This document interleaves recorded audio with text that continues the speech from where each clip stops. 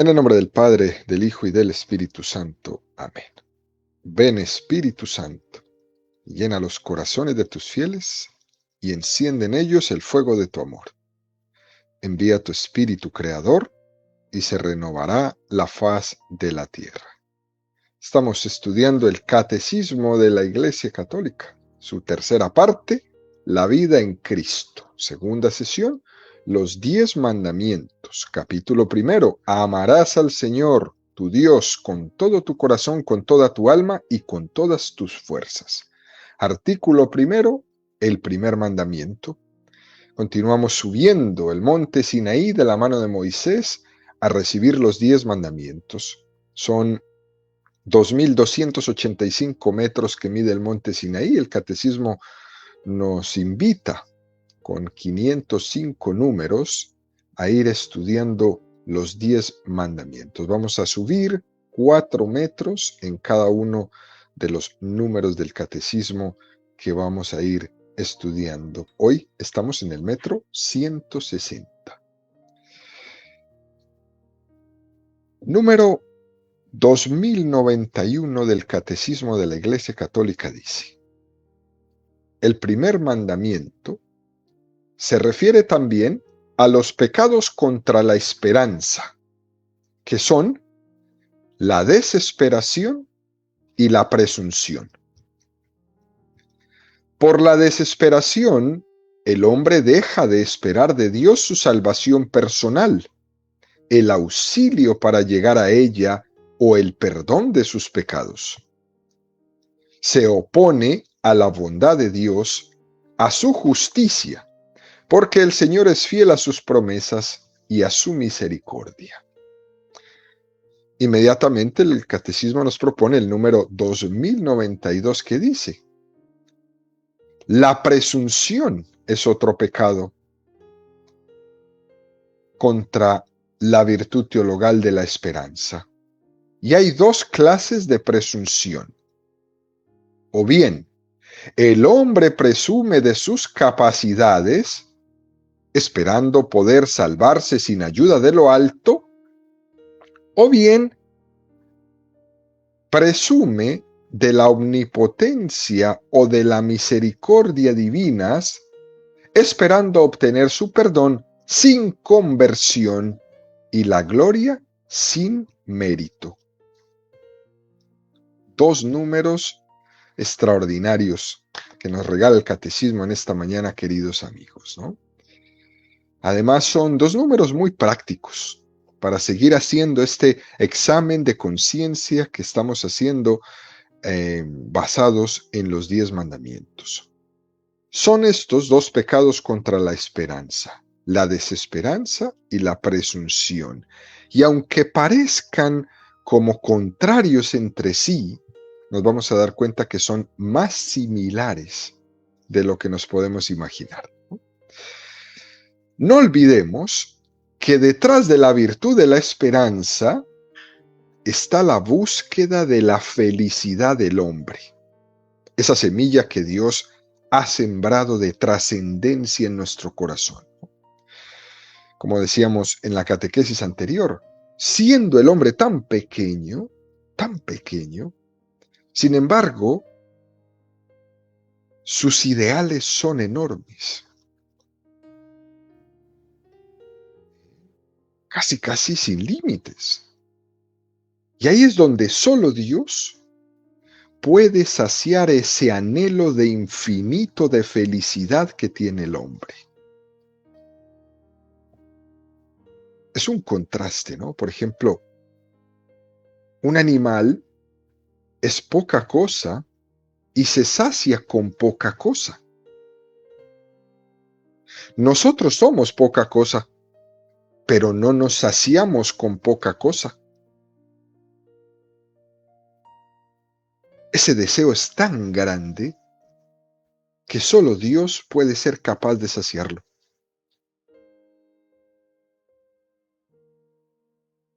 Para explicar lo que la virtud de la esperanza significa para nosotros, en la liturgia de la Iglesia, es donde celebramos los misterios de nuestra salvación, Se ha popularizado un término para entender ese ritmo que tenemos los cristianos de esperar la plenitud, de esperar la parusía. La liturgia es un esperar y un adelantar la llegada última de Jesucristo. Ese ven Señor Jesús. Ese ritmo al que nos referimos, que tiene la liturgia, es lo que los expertos, los liturgos, llaman el ya, pero todavía no. Es decir, Dios ya está en nosotros, pero todavía no en plenitud. Es algo muy interesante, ¿no?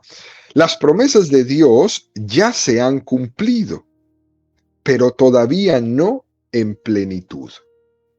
Somos felices, pero no del todo. Poseemos a Dios, pero no lo estamos viendo aún cara a cara. Ya, pero todavía no. Es muy interesante esto, para que lo tengamos presente en nuestra vida. Y es justamente ese ya, pero todavía no, donde se explica la virtud de la esperanza. Y se entiende la virtud de la esperanza como un equilibrio entre el ya y el todavía no. Y ahí es donde juega la virtud de la esperanza su papel extraordinario. Ahora nos dice el catecismo que existen dos pecados contra la virtud teologal de la esperanza y nos los describe el catecismo como desesperación y presunción, y ambos caen en los dos extremos de los cuales la esperanza es el equilibrio. Concretamente, la desesperación es el caer en el todavía no. Y es propia de quien no valora nada de lo que tiene, porque no tiene la sensibilidad para ver que estamos rodeados de un montón de dones, de un montón de regalos. Y entonces, cuando la persona no es capaz de valorar todos sus dones, tiende a minusvalorar, a despreciar tantas cosas que tiene a su alrededor, que son como el adelanto, que son como las arras de la felicidad plena que Dios quiere darnos y que nos está adelantando aquí. Pero el desesperado no los ve. Mientras que la presunción es caer en el extremo contrario. El presuntuoso piensa que ya lo tiene todo, que ya todo está en plenitud, cuando en realidad no tenemos nada. Piensa que lo que tiene es todo y no necesita de nada más. Algunos le llaman el pecado de la juventud. Hay veces los jóvenes son muy ingenuos, los jóvenes piensan que se pueden comer el mundo. Son bastante presuntuosos. Y frente a esto, la virtud de la esperanza es el equilibrio. Ya, pero todavía no. Ya, porque tengo que dar muchísimas gracias a Dios por todos los dones de los cuales estoy rodeado. De todos esos dones a través de los cuales me veo querido por Dios, mimado por Él. Esos dones que son las arras de la plenitud eterna. Y todavía no plenamente, porque en esta vida yo no tengo la felicidad plena, porque la felicidad plena me la dará Dios en el cielo. La felicidad plena está reservada para el cielo. Por eso queremos el cielo.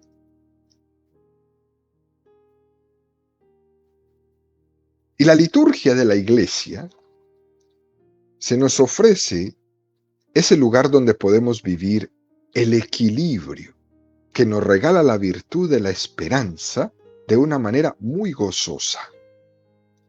Porque en la liturgia Dios se hace presente, Dios está aquí.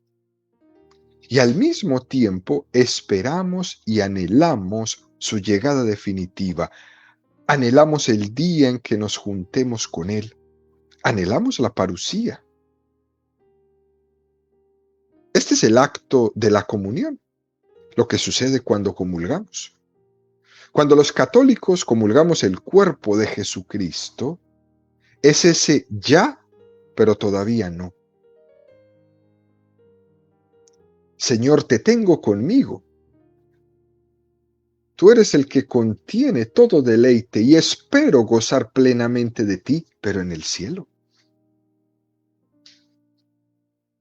En esta vida no tengo la capacidad de gozar plenamente de ti, pero en el cielo sí, y por eso quiero el cielo, y por eso me esfuerzo por llegar al cielo.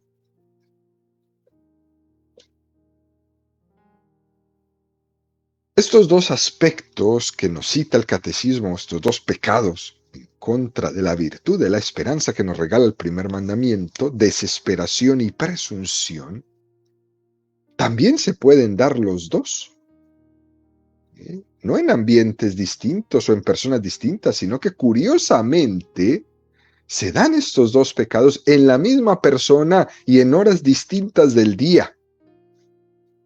Esto es interesante. Estamos en una generación que se caracteriza por tener muchos altibajos. Y en momentos determinados podemos pecar de desesperación y en otros momentos, a la media hora, estamos pecando de presunción. Es algo muy curioso en observar que le pasa en la misma persona, el mismo día o en la misma mañana. Hay personas que el lunes por la mañana están desesperadas y las vemos el viernes en la noche pensando que se van a comer el mundo.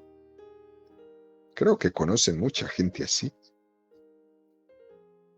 Parece que están toda la semana esperando el fin de semana para comerse el mundo, pero toda la semana están desesperados.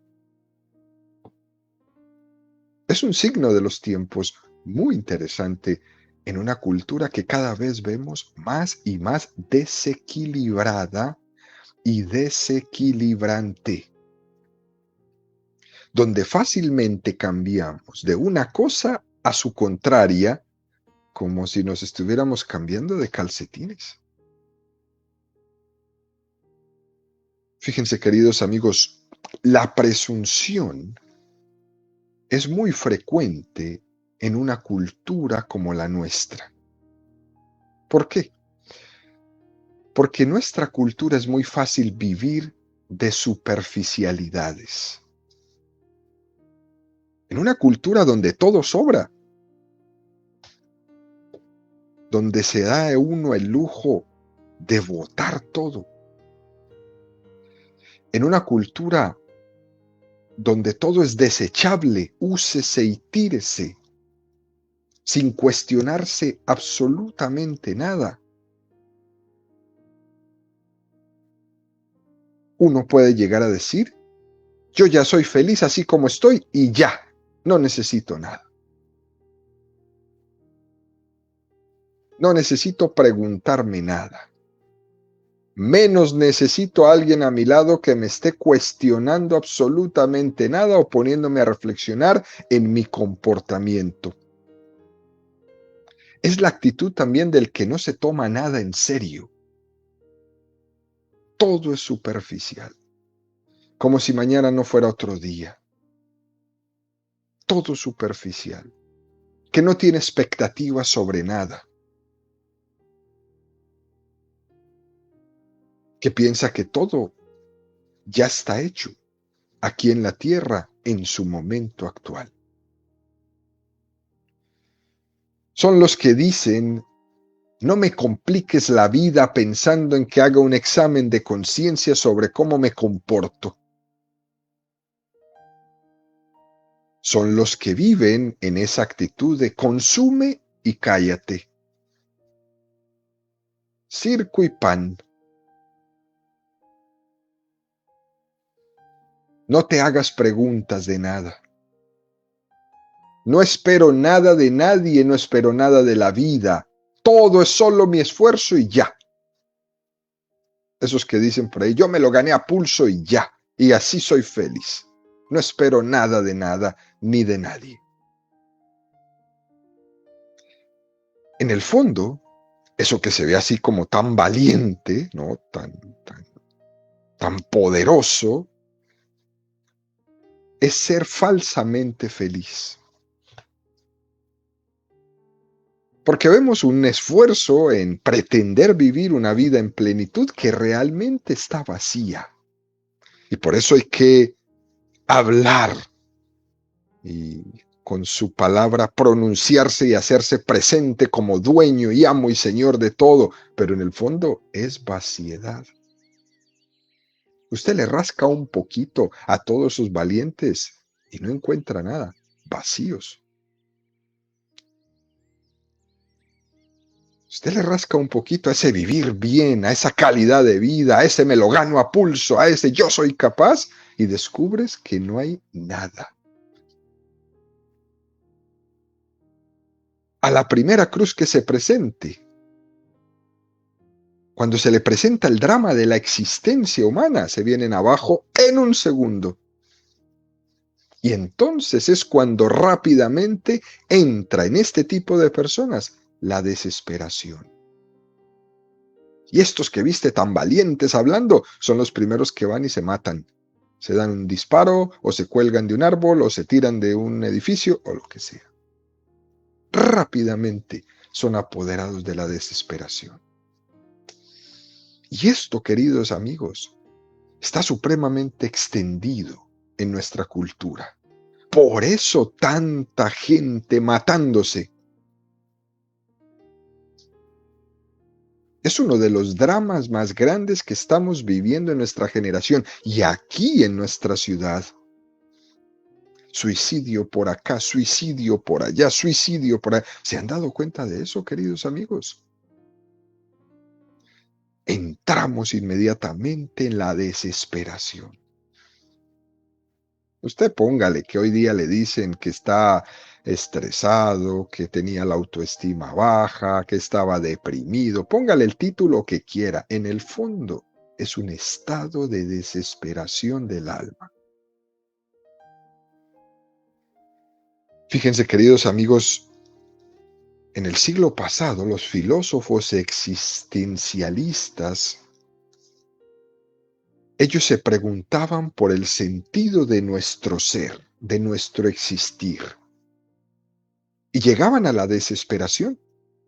Entendían que la vida era una pasión inútil que no merecía la pena ser vivida.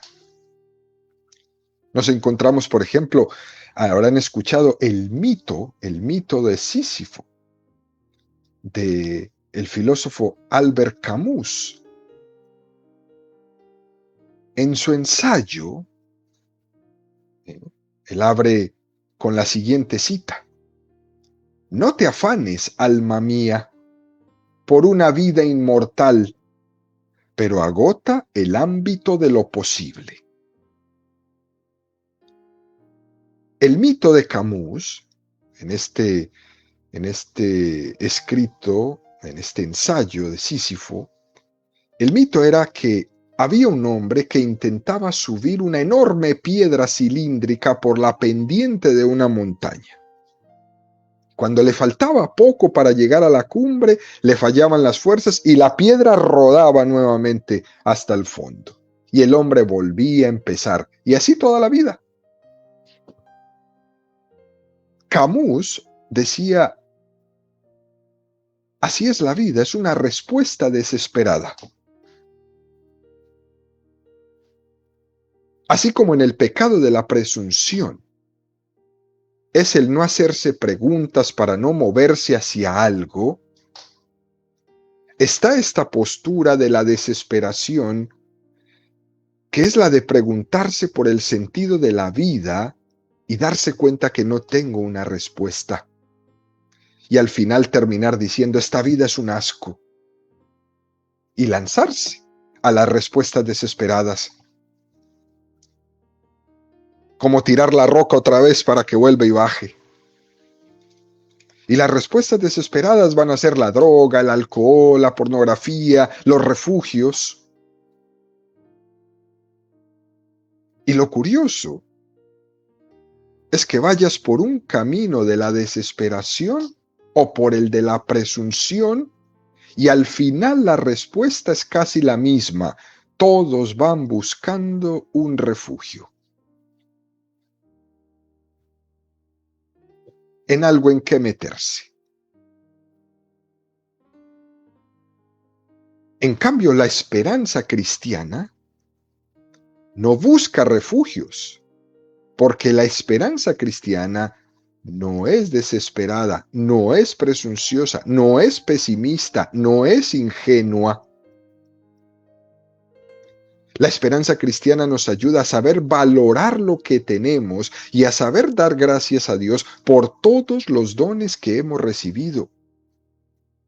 La esperanza cristiana no es ingenua, porque es consciente de que todavía nos falta mucho, de que esta vida no nos puede hacer felices completamente, que no podemos esperar en esta vida una felicidad plena porque la plenitud está hecha para el cielo. Por eso, esta virtud tan hermosa de la esperanza se nos presenta como el equilibrio.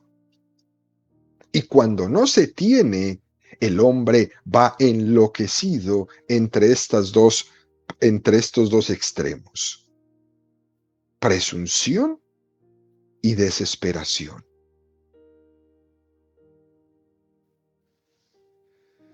Hay una obra de teatro antigua de un gran autor que se llamaba José María Pemán, en el año de 1933, y esa obra se llamaba El Divino Impaciente, y hablaba sobre la vida de San Ignacio de Loyola, y cuenta en esta obra una anécdota de San Ignacio, ¿no? En la obra están en diálogo San Ignacio de Loyola y San Francisco Javier. San Francisco Javier estaba deseando ardientemente ir de misiones, que lo mandaran de misiones, a dar su vida por Cristo, ¿no? Pero no era capaz de decirlo, él se callaba. Y quería que fuera el propio San Ignacio el que le diera el destino donde iba a ser enviado. En ese diálogo en que Ignacio le dice a Javier que le iba a mandar de misionero, en el momento que se lo dice, Javier tiene mucho gozo, mucha plenitud. Él se exalta con esa noticia de que lo van a mandar a ser misionero. Ignacio lo mira y le dice: un momento, Javier, un poquito menos, ¿eh? Ante esa emoción le dice: un poquito menos. Y entonces San Francisco Javier se aplaca y le pide perdón a Ignacio por ser muy presuntuoso, ¿no? Por tener toda esa valentía para irse a las misiones. Y entonces, en esa pena, en ese aplacamiento, Ignacio lo mira y le contesta: Javier, un poquito más, ¿eh? Un poquito menos, un poquito más. Es lo que nos subraya la liturgia de la Iglesia Católica cuando estamos en el tiempo de Adviento leyendo el profeta Isaías 44. Vendrá el Mesías para elevar los valles y para aplanar las colinas. Un poquito menos, un poquito más. Qué equilibrio tan hermoso nos regala la virtud de la esperanza. A esos que están por el suelo arrastrados les dice: hey, un poquito más. A esos que están demasiado elevados allá: hey, un poquito menos, un poquito menos. Esto es propio de la virtud cristiana de la esperanza. Y nos lo va a sustentar en el Evangelio de San Mateo 11:1-8, que dice: y sucedió que cuando acabó Jesús de dar instrucciones a sus 12 discípulos, partió de allí para enseñar y predicar en sus ciudades. Juan, que en la cárcel había oído hablar de las obras de Cristo, envía a sus discípulos a decirle: ¿eres tú el que ha de venir, o debemos esperar a otro? Jesús les respondió: id y contad a Juan lo que oís y veis. Los ciegos ven y los cojos andan, los leprosos quedan limpios y los sordos oyen, los muertos resucitan y se anuncia a los pobres la buena nueva. Y dichoso aquel que no halle escándalo en mí. Este texto nos muestra clarísimamente la virtud de la esperanza. Juan Bautista se está preguntando sobre si Jesús es o no es el Mesías. Y la respuesta de Jesús quiere decir que Él mismo hace suficientes signos para que entendamos que ya está aquí el reino de Dios, pero al mismo tiempo los signos son humildes. Jesús curó a algunos, pero la mayoría continuaron enfermos. Jesús curó a algunos ciegos, limpió a algunos leprosos, resucitó a algunos, pero la gran mayoría no. Fueron algunos. Jesús podía ser motivo de escándalo para algunos. De hecho, Judas, uno de los 12, se escandalizó. Judas se sintió decepcionado de Jesucristo. Judas pensaba que el Mesías había venido y esta vida seguía igual. Aquí seguimos sufriendo, decía Judas. Aquí seguimos bajo el poder de los romanos. Yo quiero una Palestina libre y seguimos en las mismas. Eso pensaba Judas y entró en desesperación.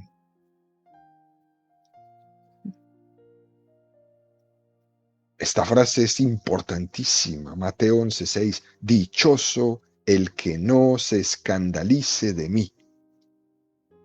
Dichoso el que en estos signos de salvación tan humildes vea las arras del cielo, vea el adelanto, pero que entienda que esta vida no vamos a ser plenamente felices. Solo estamos viendo las arras. Los apóstoles no se escandalizaron de Jesús, pero tuvieron que ser educados por el mismo Jesús. Ellos tuvieron que ser educados para entender que Jesús, que en Él estaba la salvación. Sin embargo, esa salvación se nos da ahora en adelanto. Pero la plenitud está allá arriba. Hoy en día puede pasar lo mismo. Puede ser que muchas personas se sientan decepcionadas de Jesús. De hecho, lo escucha uno en la calle. Dios no existe, porque si Dios existiera, no existiría la pobreza, no existiría la guerra, no existiría el asesinato, etcétera, etcétera. Escucha uno eso. ¿Cómo es que Jesús ha traído la salvación y seguimos igual o peor? Mira el terremoto, mira el huracán, mira toda esta miseria, mira las enfermedades. ¿Cómo es posible que exista un Dios que permita tanto mal? Dichoso quien no se escandalice de mí. Jesús hizo los suficientes signos, los suficientes prodigios, para que tú y yo entendiéramos que ya estaba entre nosotros el Mesías prometido, y al mismo tiempo nos hizo entender que al abrazar el camino de la cruz, que esos signos nos están preparando para la plenitud de la vida eterna. Ya, pero todavía no. Por eso es interesante, queridos amigos, que en esta catequesis pudiéramos entender esta partecita, ¿no? Ya, pero todavía no. Luego el catecismo, en este número 2092, dice: por la desesperación el hombre deja de esperar de Dios su salvación personal, el auxilio para llegar a ella o el perdón de sus pecados. Es como si el hombre renunciara a ser salvado por Dios, por la desesperación. Y aquí, queridos amigos, debemos hacer una distinción de dos niveles. Una cosa es la desesperación en el sentido literal, que es un pecado gravísimo, incluso es un pecado contra el Espíritu Santo. La desesperación en el sentido literal supone que uno voluntariamente está renunciando a la salvación, renunciando al arrepentimiento. Es un pecado gravísimo la desesperación. Y en ese sentido, dentro de la escala de los pecados, la desesperación es uno de los pecados más graves. Es un acto de soberbia, dice San Isidro. Es la muerte del alma. Es descender al infierno, la desesperación. Pero otra cosa es esa desesperación que sentimos, pero que no tiene ese nivel de pecado, ¿no? Lo que la mayoría de las veces es por un cierto grado como de abatimiento, como de estado de ánimo, como de melancolía. Incluso pueden ser trastornos psicológicos. En el fondo, podríamos decir, es una especie de nivel de desesperación que no es el pecado de la soberbia de renunciar, sino que es algo bastante involuntario, pero que tenemos que ponerle también mucho cuidado. Es importante tenerlo en cuenta, porque si no, se pueden presentar personas muy escrupulosas y de tendencia muy pesimista que piensen que están condenadas por tener un sentimiento, por tener una melancolía, por tener un estado de abatimiento o por sufrir algún tipo de trastorno psicológico. Por eso son fácilmente distinguibles estas dos situaciones de desesperación. La que tenemos que tener mucho cuidado es la soberbia, ¿no? El querer renunciar a la salvación de Dios. Por último, vamos a tomar un pequeño apartado de la Suma Teológica de Santo Tomás de Aquino que nos propone el Catecismo, donde Santo Tomás dice que el pecado de la lujuria suele ser uno de los pecados que acaba por llevar a la desesperanza. Interesante esto, ¿no? Uno se ve en el fango de la lujuria, se va viendo esclavo de la lujuria y va viendo cómo la lujuria es el pecado que más quita la libertad del hombre. Precisamente, fíjense cómo los seres humanos decimos: soy libre y hago con mi cuerpo lo que quiero. Así es la expresión de la lujuria. Pero en realidad, lo que ocurre exactamente es lo contrario. La lujuria lo que te quita es la libertad, porque nos lleva a tener hábitos que llevan a hacer lo que uno no quiere. Y entonces de ahí viene la desesperación.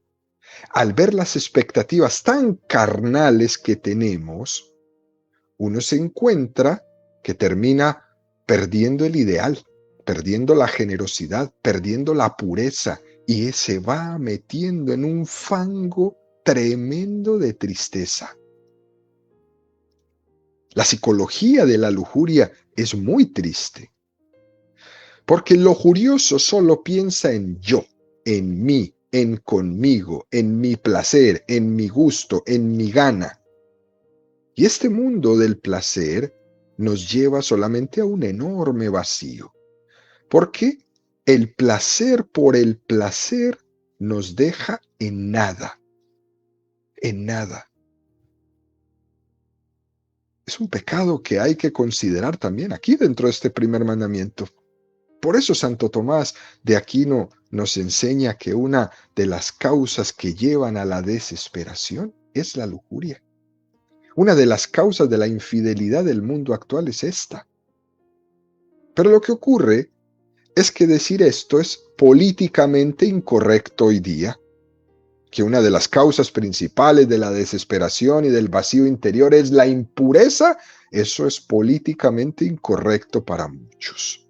Toda esa pornografía que se lanza abiertamente, que entra a los hogares, crea desesperaciones, crea esclavitudes, quita libertades y genera en nuestra vida profundos dramas, profundos dramas. Segundo pecado que nos habla Santo Tomás de Aquino dentro de la desesperanza, es la pereza. La pereza abate fuertemente el espíritu. La pereza le quita las fuerzas para continuar la lucha contra los enemigos de la salvación. Esa falta de combate, cuando el hombre se deja arrastrar por la pereza, el hombre pierde ese tono de ser aguerrido, de ser luchador, de ser combativo, y se deja llevar de la pereza. Y eso le lleva a ir perdiendo la fe, a ir perdiendo la confianza en sí mismo, a ir perdiendo los ideales, y va cayendo en ese fango, de ese refrán: si no vives como piensas, acabas pensando como vives. Y uno tiene que hacer el esfuerzo de dejar y de combatir la pereza. Yo le digo a los padres de familia muchas veces: ¿cómo es que ustedes dejan ir a sus hijos a la escuela en pijama? No puede ser posible, porque le estás cultivando la pereza. Los niños, los jóvenes se tienen que bañar, se tienen que arreglar, se tienen que dignificar para ir a la escuela, porque van a la escuela a estudiar. Pero van en chanclas, en pijama, sin bañarse. Por Dios. Es una cosa así de pequeña, pero qué gran valor tiene. Jóvenes que no están en ninguna actividad de nada, ni en la ciudad, ni en las iglesias, ni en el condado, nada, y están durmiendo hasta las 2 de la tarde. ¿Qué pasa, queridos? Cuidado con la pereza. La pereza es aquel que se ilusiona al inicio con muchos proyectos, pero luego nada lleva a término. La pereza me acaba comiendo. Y cuando eso ocurre, termino en desesperación. En desesperación.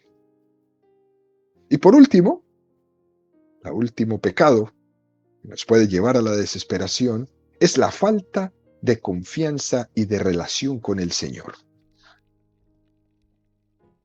Cuando no tenemos relación con Dios, nos desesperamos. Cuando no tenemos fe en su misericordia, nos desesperamos. Hay que hacer de nuestra vida un constante decir: Señor, te quiero, te amo, confío en ti. Cuando uno no tiene esa relación viva con el Señor, ahí tiene una puerta abierta para entrar en desesperanza. Y puede ser que hay veces tengamos fe, pero es solamente una fe teórica. Es una fe sin amor. Señor, te quiero, te amo, confío en ti. Cuidado a los creyentes de toda la vida, que podemos vivir una vida de fe teórica, pero sin amor. Mucho cuidado con eso. En conclusión, queridos amigos, estas son las 3 causas que nos dice pues Santo Tomás de Aquino para caer en la desesperación: la lujuria, la pereza, la falta de una relación cariñosa con el Señor. Para que toda nuestra vida, para poder ser unos hombres y mujeres combativos en nuestra fe, le digamos al Señor siempre: Señor, te quiero, te amo, confío en ti.